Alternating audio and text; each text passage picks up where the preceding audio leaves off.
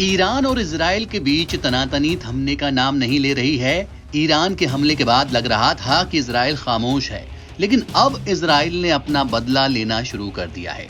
Israel ने मंगलवार रात लेबनान में निशाना बनाकर किए गए हमले में ईरान समर्थित हथियारबंद गुट हिजबुल्लाह के 2 कमांडरों को ढेर कर दिया।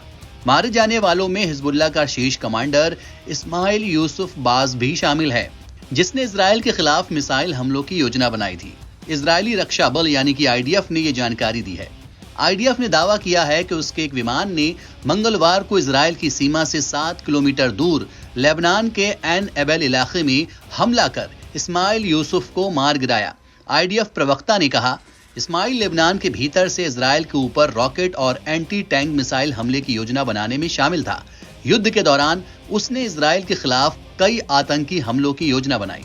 आईडीएफ ने हिजबुल्लाह की रॉकेट और मिसाइल यूनिट के कमांडर मुस्तफा मोहम्मद को भी मार गिराया। एक अलग बयान में आईडीएफ ने कहा, कफार दुनीन इलाके में किए गए हवाई हमले में Hezbollah commander Mohammad Hussein Mustafa Shahouri को मारा गया। मोहम्मद लेबनान के केंद्रीय इलाके से इजराइल पर मिसाइल हमले की योजना बनाने के लिए जिम्मेदार था। हमले के दौरान हिजबुल्लाह की रॉकेट और मिसाइल यूनिट का एक आतंकवादी इब्राहिम फादिल अल्लाह भी मारा गया। हिजबुल्लाह ने अभी तक आईडीएफ के हमले में अपने कमांडरों की मौत के बारे में कोई टिप्पणी नहीं की है। इजराइल की ताजा कार्रवाई ईरान के उस हमले के बाद हुई, जिसमें ईरानी सेना ने उसके ऊपर 300 से ज्यादा मिसाइलें और किलर ड्रोन दागे थे।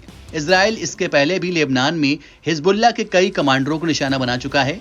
बीते मार्च में आईडीएफ ने हिजबुल्लाह की रॉकेट और मिसाइल यूनिट के डिप्टी कमांडर असी अहद अखसन नईम को ढेर किया था। हमले का वीडियो भी जारी किया गया था। नईम की कार को इजरायली ड्रोन ने दक्षिणी लेबनान में एक सड़क पर निशाना बनाया था। इजराइल और हिजबुल्लाह के बीच मंगलवार को भारी गोलाबारी भी हुई थी। ईरान समर्थित चरमपंथी समूह ने इजराइल के ऊपर विस्फोटक से भरे ड्रोन लॉन्च किए थे। स्थानीय रिपोर्ट से पता चलता है कि हमलों में 3 लोग घायल हुए हैं। हिजबुल्लाह ने दावा किया कि उसने बीट हिलेल में इजराइल के आयरन डोम डिफेंस को निशाना बनाया। चरमपंथी गुट ने हमले में कई इजरायली जवानों के मारे जाने का दावा किया है। आपको बता दें कि सीरिया में ईरानी दूतावास पर 1 अप्रैल को हुई संदिग्ध इजरायली हमले में ईरान के कमांडर के साथ कई लोग मारे गए थे।